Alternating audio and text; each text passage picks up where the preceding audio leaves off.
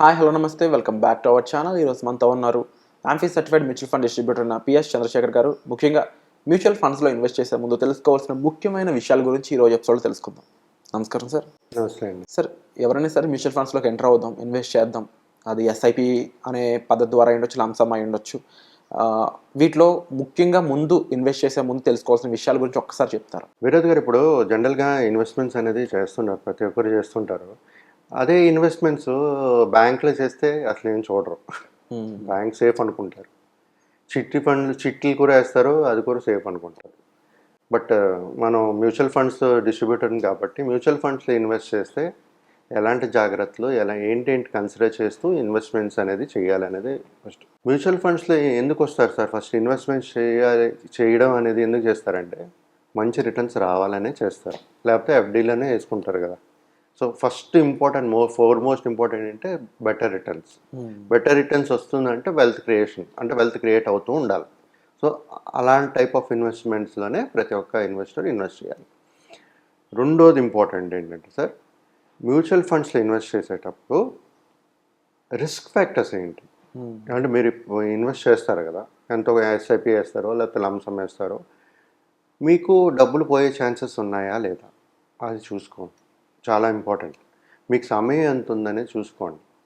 ఏదైతే మీకు ఇన్వెస్ట్ చేసి లాంగ్ టర్మ్, అట్లీస్ట్ 10 సంవత్సరాలు మీకు వద్దనే డబ్బులు, 7 years ప్లస్ వద్దనే డబ్బులు మ్యూచువల్ ఫండ్స్లో ఇన్వెస్ట్ చేసుకోండి. అప్పుడే మీ డబ్బులు అనేది రిటర్న్స్ అనేది కనబడుతుంది. షార్ట్ టర్మ్ కాదు. 2-3 years 3 years 4 years వేస్తానంటే కాదు. మార్కెట్ 4 years కూడా పడవచ్చు. మార్కెట్ 5th yearలో పెరుగుతుంది మొత్తం ఒకేసారి. అలాగే ఉంటుంది మార్కెట్, మ్యూచువల్ ఫండ్స్ మార్కెట్లో ఇన్వెస్ట్ చేసేటప్పుడు. సో రిస్క్ అనేది కూడా క్లియర్గా అర్థం అవ్వాలి సార్ జనాలకి. అంటే ఇప్పుడు ఏంటంటే, ఇన్వెస్ట్ చేసిన తర్వాత మనకు 15 సంవత్సరాలు ఉంది అని చెప్పి ఇన్వెస్ట్ చేసిన తర్వాత ప్రతి సంవత్సరం చూసుకుంటూ మార్కెట్ వాలటాలిటీ బీట్ చూసుకుంటూ కింద పడేటప్పుడు, వాల్యూ తగ్గినప్పుడు ముందు భయపడకూడదు. ఎందుకంటే ఆ రిస్క్ ఫ్యాక్టర్ కూడా మనం ముందే అర్థం చేసుకొని ఇన్వెస్ట్మెంట్స్ అనేది చేసుకోవాలి మ్యూచువల్ ఫండ్స్లో. సో దీని తర్వాత ఇంపార్టెంట్ ఏంటంటే సార్, మన పెట్టుబడి అసెట్ అలొకేషన్ చేసుకోవాలి. అంటే డిఫరెంట్ అసెట్స్లో పెట్టుకోవాలి. అంటే నేను మ్యూచువల్ ఫండ్స్లో ఇన్వెస్ట్ చేయమంటున్నాను కాబట్టి మొత్తం అంతా ఈ మ్యూచువల్ ఫండ్స్ చేయవలసిన అవసరం లేదు. మ్యూచువల్ ఫండ్స్లో కూడా అసెట్ అలొకేషన్ ఉంది, ఫండే ఉంది. మల్టీ అసెట్ అలొకేషన్ ఫండ్ అని చెప్పి ఉంటాయి కంపెనీస్. సో దాంట్లో ఏం చేస్తారంటే ఈక్విటీ, డెప్ట్, గోల్డ్, రియల్ ఎస్టేట్ అన్నిట్లో పెడుతూ ఉంటారు. అక్కడ అసెట్ అలొకేషన్ అవుతుంది. అలా కాకుండా ఇన్ జనరల్ కూడా ప్రతి ఒక్కరూ అసెట్ అలొకేషన్ అనేది చేస్తుంటారు. ఎందుకంటే కొంతమంది ఎఫ్డీలో వేస్తారు, కొంతమంది పీపీఎఫ్లో కడతారు, కొంతమంది మ్యూచువల్ ఫండ్స్లో ఇన్వెస్ట్ చేస్తుంటారు. అక్కడ కూడా అసెట్ అలొకేషన్ అవుతుంది, లేకపోతే ప్లాట్ కొనుక్కుంటారు. సో అసెట్ అలొకేషన్ అనేది కూడా ఇంపార్టెంట్. ఓకే. సో దీని తర్వాత సార్, మనం చేసే ఇన్వెస్ట్మెంట్స్ని పర్ఫెక్ట్గా డైవర్సిఫై చేసుకోవాలి. అంటే ఇప్పుడు మ్యూచువల్ ఫండ్స్లో చూసుకుంటే మనకి లార్జ్ క్యాప్ ఉంటుంది, మిడ్ క్యాప్ ఉంటుంది, స్మాల్ క్యాప్ ఉంటుంది, రైట్. తర్వాత ఒక సెక్టరల్ ఫండ్స్, థీమాటిక్ ఫండ్స్ ఉంటాయి.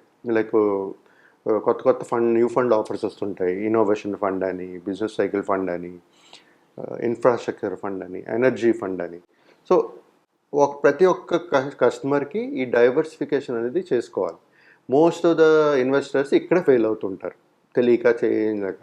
సో అలాంటి టైం అలాంటి మ్యూచువల్ ఫండ్ ఒక ఎక్స్పర్ట్ ఏదైనా ఉంటే వాళ్ళు కన్సిడర్ చేస్తే వాళ్ళు పోర్ట్ఫోలియో అనేది క్రియేట్ చేసి మీ జర్నీతో పాటు వస్తారు.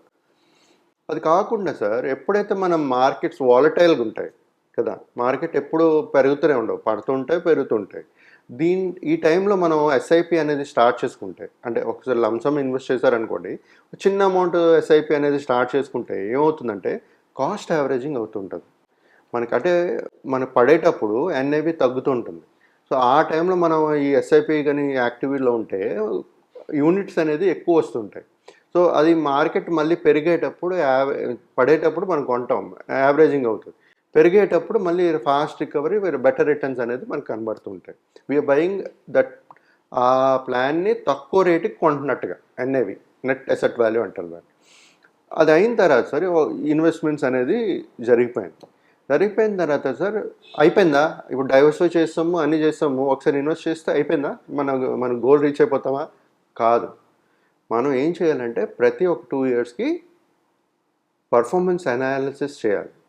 ఇప్పుడు మనం పెట్టిన పెట్టుబడి బాగుంటుందా లేదా, బాగా చేస్తుందా లేదా, ఏదైనా అప్పుడు ఏదైనా మార్చాలా వద్దా, ఇవి చూసుకోవాలి. ఇది కాకుండా మీకు ఫస్ట్ మాట్లాడినట్టుగా రిస్క్ అసెస్మెంట్ చేసుకుంటూ ఉండాలి. అంటే ఇప్పుడు ఫర్ ఎగ్జాంపుల్ ఫస్ట్ నేను రిస్క్ తీసుకుంటున్నాను అంటారు, 15 ఇయర్స్ తర్వాత 10 ఇయర్స్ తర్వాత ఆయన రిస్క్ మారిపోవచ్చు. సో ఆ టైంలో కూడా ఏం డిసిషన్స్ తీసుకోవాలనేది ఇంపార్టెంట్. సార్ ఇది కాకుండా సార్ మెయిన్ మ్యూచువల్ ఫండ్స్లో ఏంటంటే సెలక్షన్ ఆఫ్ ప్లాన్. ఒకే కేటగిరీలో ప్రతి ఏఎంసీస్ ప్లాన్స్ ఉంటాయి. ఫర్ ఎగ్జాంపుల్ లార్జ్ క్యాప్ తీసుకున్నాను అనుకోండి, అన్ని మ్యూచువల్ ఫండ్స్లో లార్జ్ క్యాప్లు ఉంటాయి. దాంట్లో ఏది సెలెక్ట్ చేసుకోవాలి? మిడ్ క్యాప్లో అలాగే ఉంటాయి, దాంట్లో ఏది చేసుకోవాలి? ఇవి కూడా చాలా ఇంపార్టెంట్. సార్ ఇది కాకుండా సార్ మెయిన్ టాక్సేషన్, మనం పెడుతుంది ట్యాక్స్ ఎఫిషియెంట్ ఇన్వెస్ట్మెంట్స్ అని చూసుకోండి. ఇప్పుడు మ్యూచువల్ ఫండ్స్లో ఇన్వెస్ట్ చేసేటప్పుడు మనకి వచ్చిన profits long term capital gains, short term capital gains అంటారు. ఈక్విటీస్లో పెట్టారనుకోండి, లాంగ్ టర్మ్ క్యాపిటల్ గెయిన్స్ అంటే 1 ఇయర్ తర్వాత తీస్తే అమౌంట్ 12.5% ట్యాక్స్ పడుతుంది క్యాపిటల్ గెయిన్స్ మీద. సో అలాగే వితిన్ 1 ఇయర్ తీస్తే 20% ఉంటుంది. అది కాకుండా మళ్ళీ 1% ఎగ్జిట్ లోడ్ కూడా ఉంటుంది. సో ఇవన్నీ అర్థం చేసుకోవాలి. కాకపోతే మనకి 12.5% ట్యాక్స్ కడుతున్నాం కదా సార్, ఇది చాలా ఎక్కువ కడుతున్నాం కదా అంటారు. మనకు తప్పదు అది, కానీ వెల్త్ క్రియేట్ అవుతుంది కదా, వెల్త్ మీకు క్రియేట్ అయ్యేటప్పుడే కదా మీకు పడేది. సో అలాంటప్పుడు మీ కట్టడం ఏముంది, మనం వీ కెనాట్ ఎస్కేప్. ఈ ట్యాక్స్ అవాయిడ్ చేయలేం మనం, ఇది గవర్నమెంట్ యాజ్ పర్ గవర్నమెంట్ ఇది కాబట్టి we have to pay for it. For example ఒక 1 lakh ఇన్వెస్ట్ చేశారనుకోండి సార్, మీకు 2.5 lakhs వచ్చింది. ఓకే, సో 1 lakh ప్లస్ 1,25,000 వరకు ఎగ్జంప్షన్ ఉంది, అంటే 2.25 వరకు ఎగ్జంప్షన్. ఆ 25,000 మీద 12.5% అనేది ట్యాక్సేషన్ పడుతుంది. ఎప్పుడు 1 year తర్వాత తీస్తే, బిఫోర్ తీస్తే 20%. సో ఇలాంటి అన్ని కన్సిడర్ చేస్తూ ఒక కస్టమరు ఇన్వెస్ట్మెంట్స్ అనేది మ్యూచువల్ ఫండ్స్లో ప్లాన్ చేసుకోవాలి sir. Wonderful sir. And definitely ఈ విషయాలన్నీ కూడా చాలామంది తెలుసుకోవాల్సిన విషయాలు, అవేర్ చేసుకోవాల్సిన విషయాలు. ఇవి తెలియకుండా జనరల్గా అంటే చాలామందికి ఏమవుతుందంటే మ్యూచువల్ ఫండ్స్ అన్నీ కూడా 12% ఇస్తాయి, లేదంటే కొన్ని ఇంకా ఎక్కువ ఇస్తాయి అని చెప్పేసుకుని కొంతమంది మళ్ళీ కొన్ని ఎపిసోడ్లో చూసి కామెంట్స్ పెడుతున్నారు, అదేంటి అన్ని మ్యూచువల్ ఫండ్స్ లాంగ్ టర్మ్లో బెనిఫిట్స్ ఇవ్వమని చెప్తున్నారండి మ్యూచువల్ ఫండ్ డిస్ట్రిబ్యూటర్ అనే పర్సన్ అని చెప్పేసి కొన్ని కామెంట్స్ వస్తున్నాయి అన్నమాట. వాటన్నిటికీ మీరు ఈరోజు ఆన్సర్ ఇచ్చారు. పర్ఫార్మెన్స్ అనేది కంపల్సరీ చెక్ చేసుకోవాలి, చాలా ఇంపార్టెంట్ థింగ్. అలాంటి చోట్లే ఒక ఫండ్ డిస్ట్రిబ్యూటర్ అనే వాళ్ళు మీకు బాగా యూజ్ అవుతారు.